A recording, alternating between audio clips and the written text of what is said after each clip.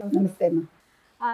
Madam ఇప్పుడు నగరి నుంచి రోజా పోటీ చేసిన విషయం మనకు తెలిసిందే. అయితే ఈవెన్ పోలింగ్ కూడా బాగానే జరిగింది. కానీ ఏంటంటే ఆవిడకి వ్యతిరేకంగా ఆమె పార్టీ వాళ్ళే ప్రచారం చేస్తున్నారు, ఆమె గెలవకుండా చూస్తున్నారు అని చెప్పేసి ఆవిడనే నిన్న వీడియో ముఖంగా మాట్లాడారు.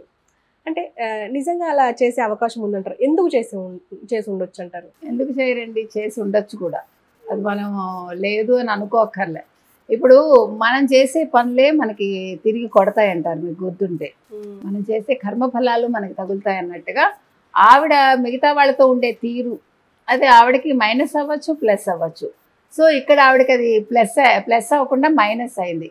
అదేంటంటే కుమార్ అన్న ఆయన ఇల్లు తిరిగి మీరు సైకిల్కే ఓటేయండి అని చెప్పారు అని ఆవిడ ఒక నిన్న వీడియో చేసింది. అసలు ఏం జరిగిందంటే ఫస్ట్ నుంచి కూడా నగరిలో ఈసారి ఆవిడ గెలవదు అని ఒక ముందుగానే ప్రచారం అయింది. ఇవాళ నిన్న కాదు, ఇంచుమించు 3-4 నెలల నుంచి ఇది నడుస్తుంది. మీరు కనుక్కుంటే కనుక అయితే మీరు సత్యవేడు, నగరి, ఆ చుట్టుపక్కల గ్రామాలకు వెళ్ళి అడిగితే వాళ్ళు డెఫినెట్గా మీకు చెప్పుంటారు ఈసారి మేము రోజాని గెలిపించమని. ఎందుకంటే నాకు కూడా చాలా స్నేహితులు ఉన్నారు అక్కడ. వాళ్ళు ముందే చెప్పారు, లేదు మేడం ఈసారి గెలవదు ఆవిడ అని. సో అది ముందే తెలిసిపోయింది. ఈయనెవరు జగన్మోహన్ రెడ్డి కూడా ఆవిడ సీట్ ఇవ్వాలని అనుకోలే. ఈవిడ మరి బెదిరించి తీసుకుంది, బ్లాక్మెయిల్ చేసి తీసుకుంది, మరి ఏదో మనకు తెలియదు. మొత్తానికి సీట్ అయితే సంపాదించుకుంది. సీటు సంపాదించుకున్నాక అయినా ఒకటండి, ఇప్పుడు ఆవిడ గెలిచినా ఓడినా పెద్ద ఏమీ తేడా ఉండదు. మనం తెలంగాణ భాషలో చెప్పుకోవాలి, పెద్ద ఫరక్ ఏం పడదు. వై? బికాజ్ ఆవిడ కావాల్సినంత ఆస్తి సంపాదించుకుంది, ఆవిడ అప్పులన్నీ తీర్చుకుంది. ఈరోజు మొత్తం వాళ్ళ ఫ్యామిలీ వ్యాపారాలు విస్తరించాయి. ఒకప్పుడు 2019లో అప్పులతో ఉన్న రోజా గారు ఈరోజు ఆస్తులు సంపాదించుకుని ఒక మంచి ప్లేస్లోనే ఆవిడ ఉంది. కాబట్టి ఇది పెద్ద విషయం కాదు. కాకపోతే ఏంటంటే ఆవిడ దెబ్బలాడి సీటు తీసుకుంది కాబట్టి ఈరోజు ఓడిపోతే రేపు పొద్దున జగన్మోహన్ రెడ్డి గారి ముందు మొహం చూపించుకోలేక ఆవిడ ముందుగా ఒక డ్రామా ఆడింది అన్నది కూడా బయటకు వస్తుంది. నిన్న అందుకోసమే ఆవిడ వెంటనే ఇంకా 6 వరకు పోలింగ్ జరుగుతుందని తెలిసి కూడా ఆవిడ 3 గంటలకే ఆవిడ వీడియో ఎందుకు రిలీజ్ చేయాలి? ఆవిడ ఏడవాల్సిన పని ఉంది. ఏడిపించే మనిషి ఆవిడ అందరినీ. ఒక ఏడిపించే మనిషి ఏడుస్తూ రిలీజ్ చేసిందంటే దీంట్లో కూడా ఏదో కుట్రలు కుతంత్రాలు ఉన్నాయని జనాలు అనుకున్నారు. కాబట్టి అంటే రేపు పొద్దున ఓడిపోయాక జగన్మోహన్ రెడ్డి దగ్గర ఎలా మొహం చూపించాలి, నేను ఆ రోజే చెప్పాను నీకు సీట్ ఇవ్వనని, నువ్వు బలవంతంగా తీసుకున్నావని ఆయన అనొచ్చు, పార్టీలోంచి వేలేయచ్చు, ఏమైనా జరగచ్చు. ఎంత జగన్మోహన్ రెడ్డికి ఇష్టమైన చెల్లెలైనా కూడా ఆవిడకుండే పరిధులు ఆవిడకుంటాయి కదా. మనం చెప్పుకోవటం వేరు, యాక్చువల్ ఫ్యాక్ట్స్ వేరేగా ఉంటాయి అక్కడ.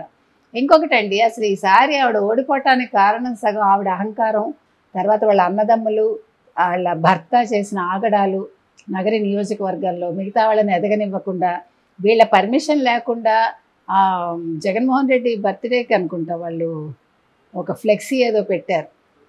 పెడితే అది అక్కడ స్టార్ట్ అయింది గొడవలు. అందుకే ఆవిడతో ఉన్న ఆవిడని పెద్ద ఆవిడని చేసిన వాళ్ళందరూ, చుట్టూ ఉన్న వాళ్ళందరూ వెళ్ళిపోయారు పార్టీ వదిలేసి. అది కూడా ఆవిడకి చాలా మైనస్ అయింది. అంటే మన ఎదుగుదలకి తోడ్పడిన వాళ్ళు మనం ఎప్పుడు వదిలేయకూడదు. ఎప్పుడు మనం ఎక్కడి నుంచి వచ్చామో అది మర్చిపోకూడదు, ఆ నేలని మర్చిపోకూడదు. ఆవిడ అది చేసింది. అది నువ్వు ఆస్తులు సంపాదించుకుని ఎంత సంపాదించుకుంటే, ఇప్పుడు పెద్దిరెడ్డి అంటే పెద్దిరెడ్డికి అసలు ఈవిడంటే ఇష్టం ఉండదు. సో ఈవిడ ఓడిపోవడానికి పెద్దిరెడ్డి గారు కూడా పరోక్షంగా చేసి ఉండొచ్చు. ఇప్పుడు పెద్దిరెడ్డికే దిక్కుందో లేదో తెలియదు. ఇప్పుడు అంత రౌడీయిజం చేసే పెద్దిరెడ్డికే ఈరోజు అక్కడ ఇలాకా లేదు, అలాంటిది ఇంక ఈవిడంతా.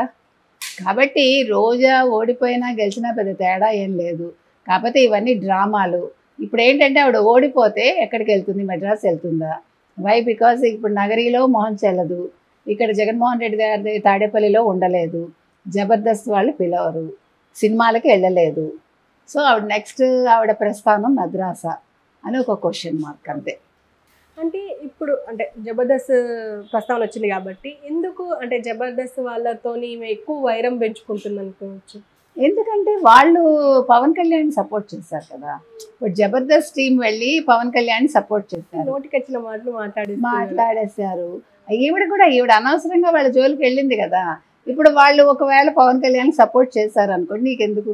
నువ్వు నగరిలో ఉంటావు, నీకు జగన్మోహన్ రెడ్డి గారు ఇష్టమైతే తప్పు లేదు. కానీ దానికోసం నువ్వు ప్రతివాడితో వైరం ఎందుకు? నీకు అన్నం పెట్టిన సంస్థ, నిన్ను నిలిపిన సంస్థ జబర్దస్త్ మల్లెమాల సంస్థ, వాళ్ళతో ఎందుకు నీకు గొడవ? వాళ్ళకి ఇష్టమైంది వాళ్ళు పవన్ కళ్యాణ్తో ఉన్నారు. నువ్వు మాట్లాడొద్దు. మౌనాన్ని మించిన ఆయుధం ఇంకోటి లేదండి మనిషికి. ఆవిడ మౌనంగా ఉండుంటే ఇంత దూరం రాదు. ఇన్ని మాటలు పడాలా?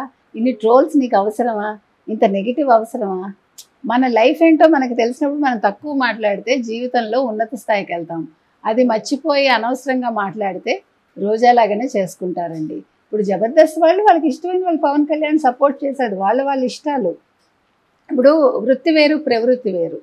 వాళ్ళ వృత్తి జబర్దస్త్లో నటించటం. ఈవిడ కూడా అక్కడ జబర్దస్త్లో పనిచేశారు, అంతవరకే. ఇక్కడికి వచ్చాక నువ్వు ఒక పార్టీలో ఉంటావు, వాళ్ళు ఒక పార్టీలో ఉంటారు. అది వాళ్ళ ఇష్టాలు. నువ్వు అందులో తలదూర్చడం అనేది నీ తెలివి తక్కువతనం. అందుకే ఈరోజు అనుభవిస్తుంది ఆవిడ. సో ముందుగానే ఆవిడ ఒక రిలీజ్ చేసేసి ఒక సింపతి తెచ్చుకుని ప్రజల్లో కూడా ఇవన్నీ జరిగే పనులా చెప్పండి? ఆల్రెడీ ఎన్నికలు అయిపోయాయి. ఎవరి ఫేట్ ఏంటో మనకి 4వ తారీఖున తెలుస్తుంది. ఈలోగా అవన్నీ కూడా ఏవిఎం చిప్పుల్లో రెడీగా ఉంటాయి అంతే. అంటే నాకు ఇందులో ఒక డౌట్ వచ్చింది ఏంటంటే, ఆర్పి కూడా అన్నారు, ఒకవేళ మళ్ళీ వైసీపీ వస్తే జగన్నే దేవుడు అవుతాడు, ఇక మిగతా రోజా వీళ్ళంతా పూజారులు అవుతారు, మనకి ఇంకేం ఉండదు, దేవుళ్ళు, క్రీస్తు ఉండడు, అల్లా ఉండడు, ఏ దేవత ఉండరు అని చెప్పేసి అన్నారు. అంటే ఎందుకు అట్లా అని ఉండొచ్చు అంటారు?